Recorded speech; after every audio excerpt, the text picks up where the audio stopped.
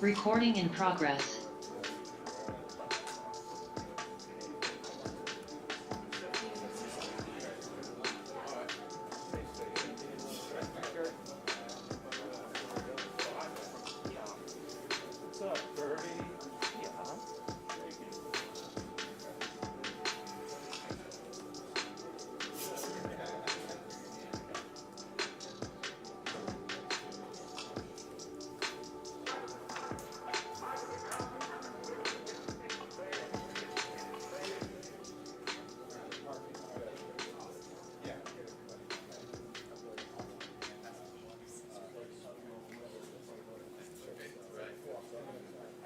Well, once again, good morning and welcome to the world's greatest race course. My name is Dave First with INDYCAR and the ATT INDYCAR Series. Great to see everyone this morning. You braved the cold, braved the snow to get here, and we're very appreciative of that. Before we get started, a couple of housekeeping items for everyone here in person, reporters, photographers. If you have a question, there's a standing microphone located to your left.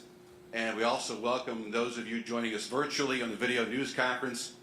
We will get to your questions. Go ahead and hit that virtual raised hand button, and Kate Davis from our staff is monitoring all of that. Once we get through a couple questions here in person, I will take questions from you folks momentarily, so stand by for that.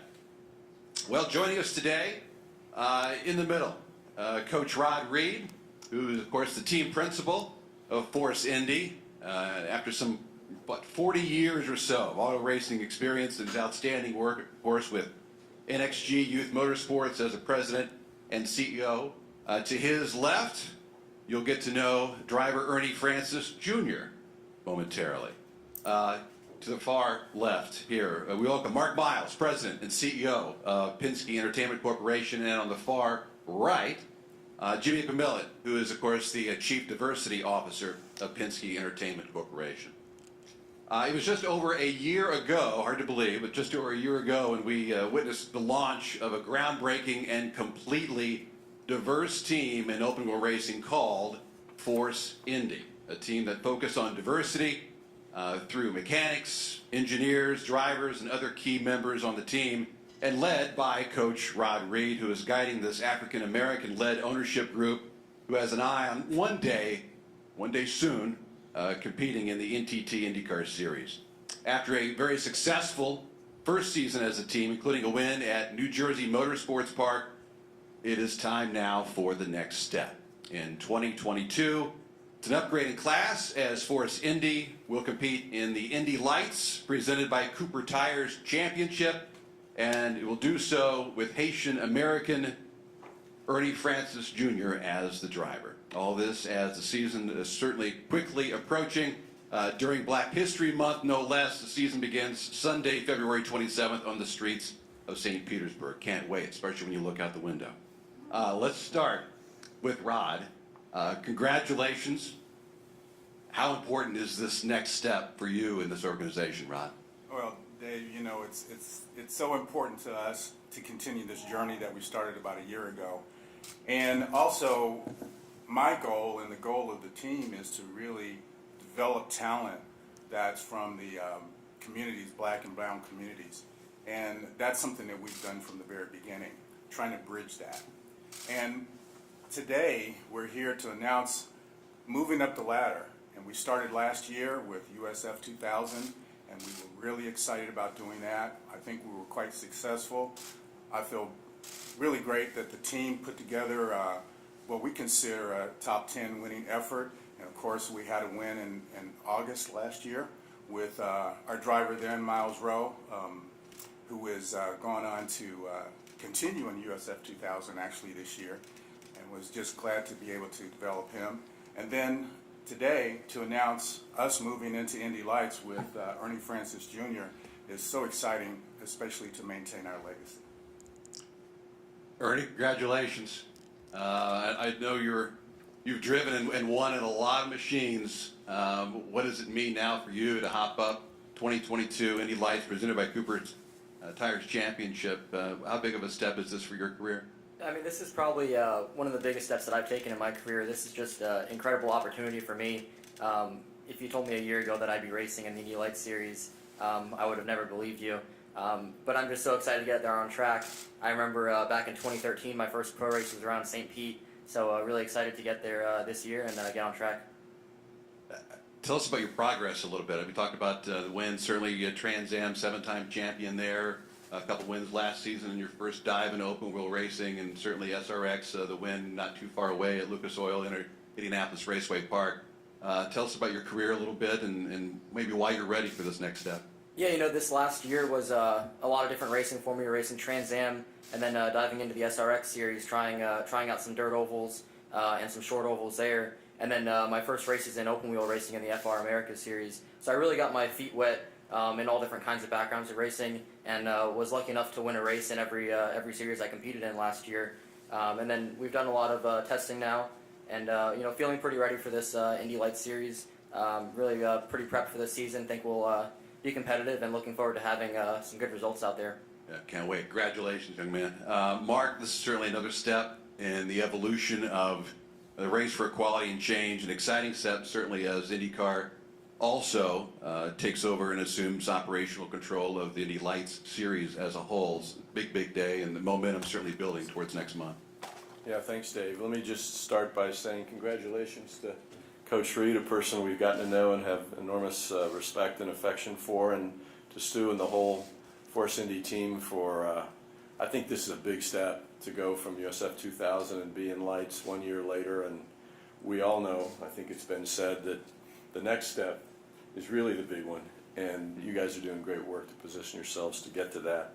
And Ernie, we're delighted to get to know you, and delighted that you will have this opportunity in Lights, and hopefully it means in another year or two you'll be right out there for the Indianapolis 500-mile race. It's exciting for us. You know, it was July of 20 when we announced what was coined the Race for Equality and Change, and we wanted folks to know, for us, it wasn't a thing. It was a constant thing. It was the way we want to be as an organization and as a group that can foster and celebrate diversity in our businesses and in racing and in our communities in general.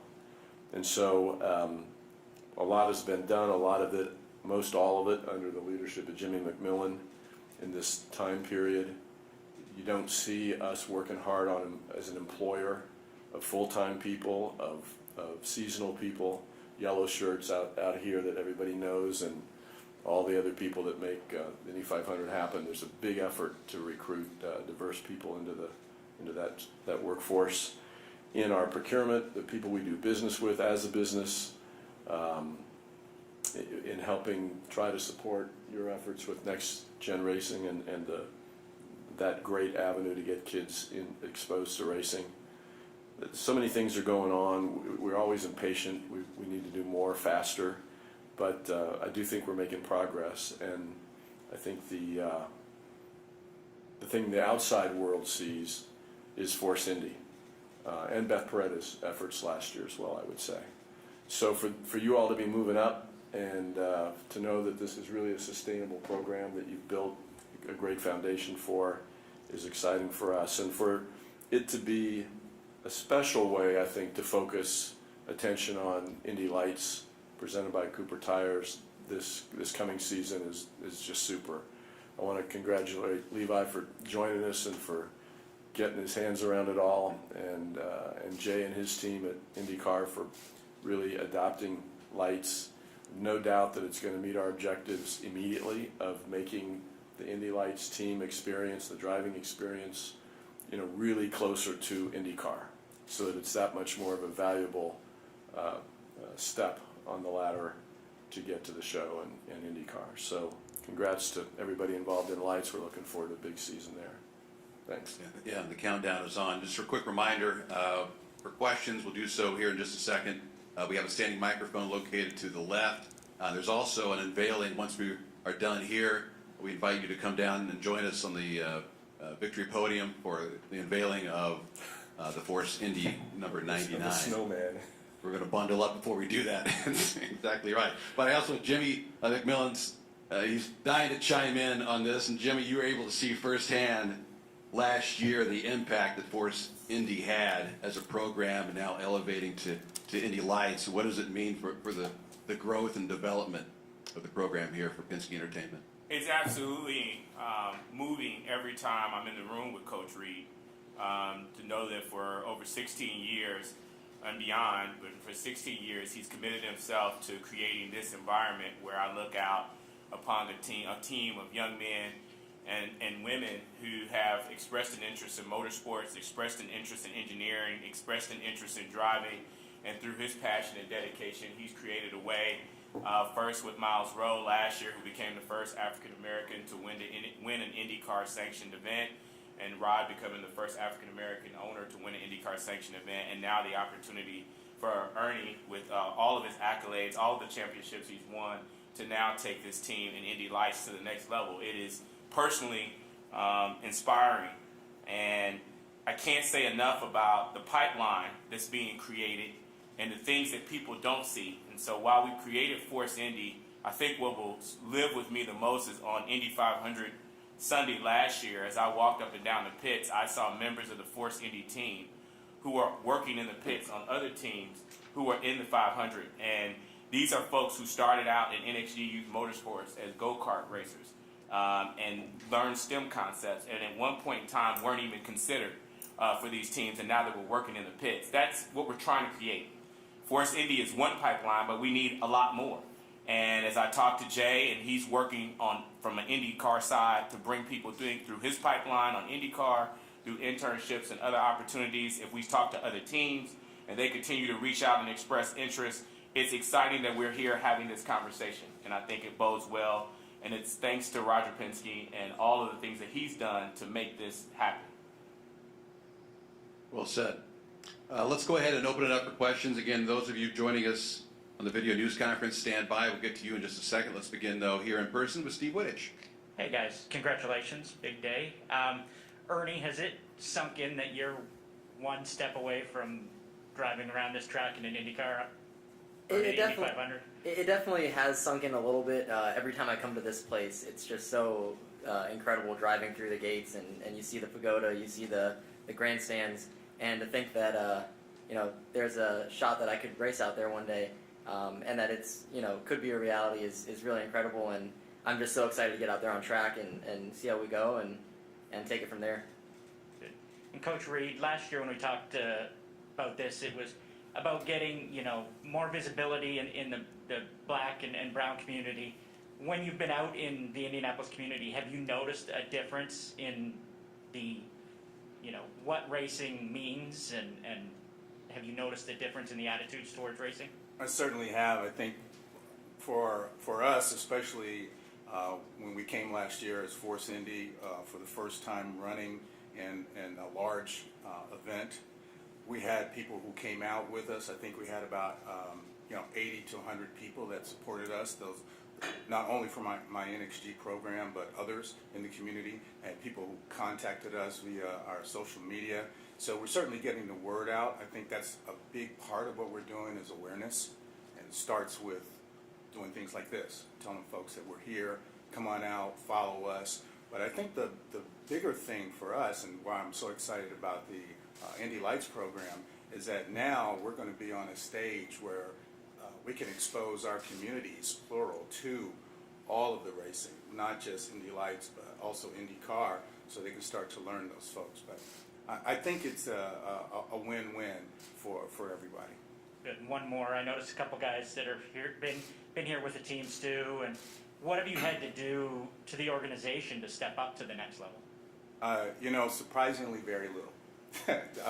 I think these young men, you see them here, especially Stu, Derek, we've added Sidney Gomez as well as Krishan Hall to our crew, and they were ready last year.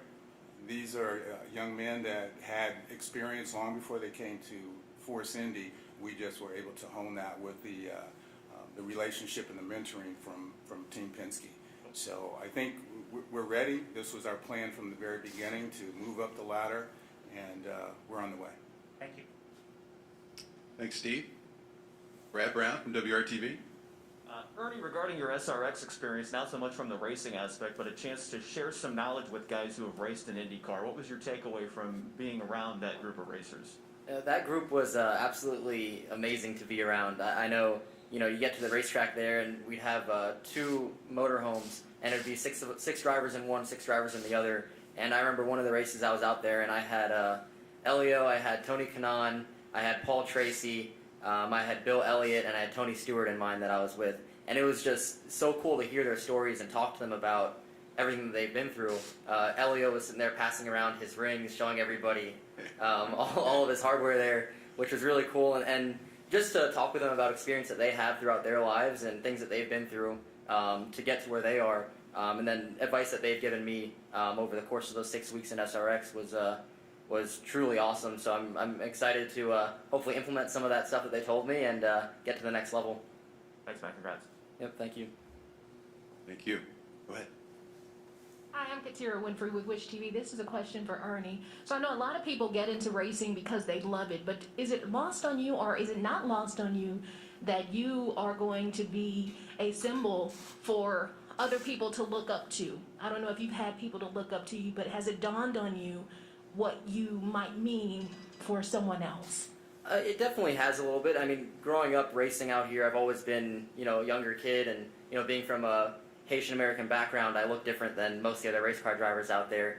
And I noticed that when I go to the racetrack, kids will naturally want to come talk to me and see me at the racetrack, and they always want to know how I got started. And I really enjoy talking to kids about that, and I'll have their parents messaging me on Instagram and just trying to find out more information. I send them pictures, send them out stuff, and so I understand that the younger generation definitely looks up to me as a driver, and I'm ready for that and looking forward to it. Awesome. And this is the last question for Ron, but after I ask it, I'm gonna run back to my camera because I have to switch it. So, so you also made waves during the first round with Indy 4s, and you've also become like this figure in showing minority communities what's attainable. How does that weigh on you, or how does that sit on you even more to know that you have an even bigger job to do? Well, I think it happens that, we've been doing this a long time. This is, as they say, no one gets into racing, even though it may seem like the first time, but I started when I was in my 20s, like most young people do. And since that time, I've had to address the idea of potentially being the first or the only. And I think it comes down to 2 things, integrity and performance. And that's what I try to instill in our team, that, we've got to perform well anyway. We want to win races.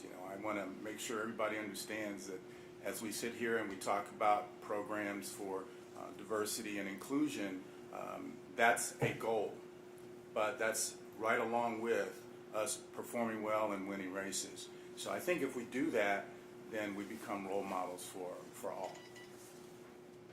Thanks, Katira. We have some questions on the video news conference. Kate Davis, go ahead. Thanks, Dave. Yeah, we have a few questions from the folks on the Zoom. We'll start with Jeroen Demendal from Feeder Series Americas. Thanks, Kate. My first question is for both Coach Reed and Ernie. Where do you expect to slot in the order this year? Also given the fact that you've missed a few test sessions compared to some of the other teams. First. No, I think it's, we don't have any illusions about the fact that the learning curve is great for us as a team. It was the same way last year. Our goal is to, as I just said, perform to the ability that we have and do the best we can.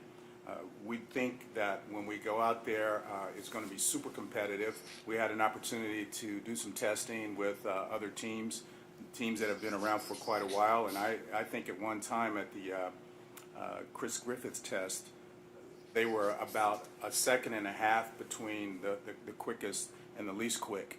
And that's pretty tight when you think about here in Indianapolis going on the road course.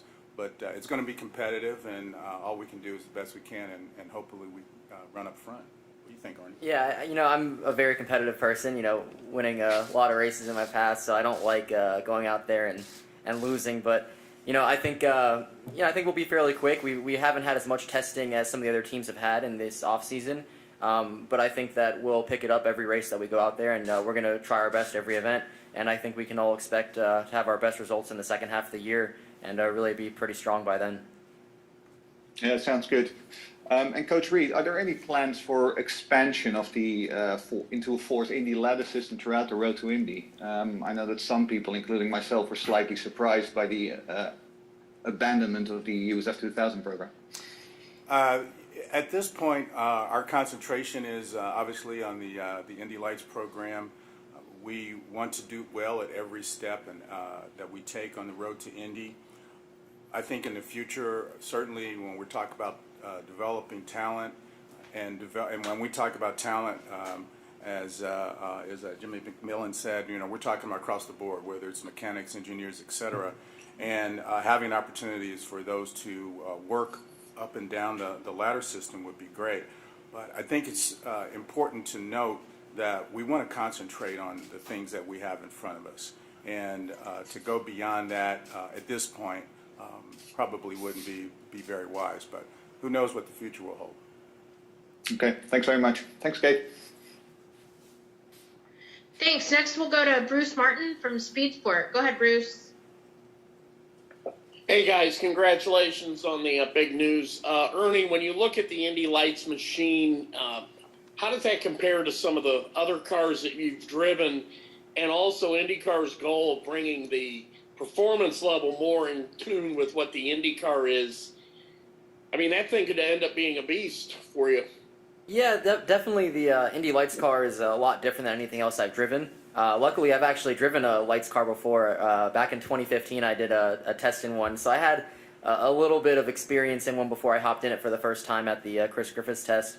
But yeah, the car's a lot different than anything I've driven. It's a lot faster than the FR car that I raced last year. The power feels very similar to our Trans Am cars. The biggest thing for me to get adjusted to was just the downforce levels, being able to trust that the downforce is going to hold the car to the track, and to be able to trust that without seeing it happen. So that was the biggest challenge that I've had to overcome in the testing that we've been doing. But I adapted to the car pretty well now, and I think I got a good feel for it. And also, this is a question that for you and also for Rod and for Jimmy. Your victory in SRX coming on national TV, how much do you think that raised your awareness level? I mean, a lot of people in racing knew who you were, but the general audience probably didn't. And now all of a sudden, Ernie Francis Jr. was a name that people had seen win a race on national TV. How important was that in maybe helping develop your career, and for the other two gentlemen to discuss considering you for this opportunity? Yeah, no, I think that SRX win was a huge boost for me to run out there and with the level of guys that were competing in the series and the championships and wins behind those guys. So to get a win out there was really a big boost for me, and I think that's what really helped me get this opportunity. So I'm just so grateful for being able to race in SRX last year. And it's so crazy. After the end of the SRX series last year, I didn't think that open wheel was where I was going to end up going. I thought after that they were going to put me in something in stock car racing, and then when this opportunity came up, I jumped right on it because I've always had dreams of racing at the 500, have dreams of racing at these big open wheel races. So to be able to do it is truly incredible.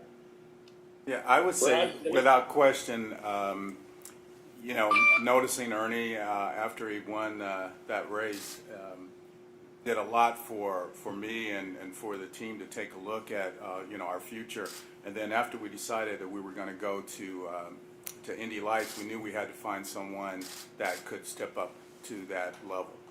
And Ernie had actually been on our list of drivers at the very beginning, so I knew of him. I had never met him, but knew of his accomplishments in Trans Am. So when we started the program, we looked around at various drivers, and as he said, he wasn't in open wheel, so we thought, well, maybe that's not a place to start, but this opportunity, I think, is a perfect one with his background and experience. Yeah, I think Rod summed it up earlier when he said that our goal is not just to be present, but to win. And that's one thing that Ernie brings to the table and is known for, is winning. Thanks to his win in SRX, but it's also his rest of his career. I think he's one of the most known drivers of color that is out there, and particularly his age and being younger, I think he presents a great opportunity toward us not only to just be present as a team that represents a team of color, but to also be competitive and win in what is a really condensed time frame, right? I think there's people who are going to be shocked that we're going to Indy Lights, but then when you put Ernie in the car and you look at what the team was able to accomplish last year, and then you take Rod's experience and you start saying, whoa, these guys can go out and really make some noise this year, and that gets people excited, and that's what we want. And so I'm personally looking forward to every race this year, watching Ernie compete and taking the success he had last year and bringing it over to Indy Lights and really showing us what he can do. Thanks, guys, and good luck. Thanks, Bruce. We have one more from the Zoom, and we'll go to Tim Haraney. Tim, go ahead. Thanks very much, Kate. Appreciate it. Congratulations, Ernie. I'm just curious how this deal kind of all came together for you. Did Coach Reed approach you sort of out of the blue, or did you approach him? I actually was in Brainerd, Minnesota, getting ready to load into a Trans Am race, and my phone rang, and it was a Michigan phone number, and it was Roger Penske on the phone. And that's something that was quite a shock. He introduced himself. I kind of didn't say anything for the first 10 seconds. I thought it was a joke at first. And then, after we talked for a few minutes, he invited me out to Indianapolis to meet with him and meet with Rod and then the rest of his team. And we sat down and, talked about a few things there, and things just started to get put together from there. That's awesome. Also, Ernie, will you be doing other racing outside of Indy Lights this season? Right now, my primary focus is the Indy Lights series. I want to make sure that we can be competitive out there and get the results that we want. So I think this will be my primary focus. If I do any other races, it'd have to be, well in advance and figure out the schedule between what I'm doing with Indy Lights. Thanks very much, Ernie. Really appreciate it. Just one question for Coach Reed. Congratulations, Coach Reed. Making this step up from USF 2000. Will you be working with any other teams to get up to speed on the driver's side, like sharing data at all? Well, as you can imagine, there's a lot of information that we need to have. And as we did last year, we actually worked with a couple of teams to help create sort of a technical alliance with us. We don't have a formal one right now, but we have been talking to, and everybody's been very, very supportive throughout the paddock at the Indy Lights level. So the answer is yes. It's going to be an ongoing sort of fluid relationship and not one singular relationship, but we expect to have those alliances throughout the season. Great. Thanks again, guys. Really appreciate it. Congratulations, and thanks, Kate. Thanks, Tim. Dave, that's all we have from the Zoom. Back to you. Thanks, Kate. Unless there's a follow-up for now, let's go ahead and break. Bundle up. And please join us down at Victory Podium. We encourage, there's some ice, some snow developing on the steps just outside the doors here on the 4th floor, so please take the elevator down to the 2nd floor and then take that catwalk across. Again, be very careful as you cross the catwalk. Meet us over at the Victory Podium. We'll have car unveiling there, and then for those that would like one-on-ones,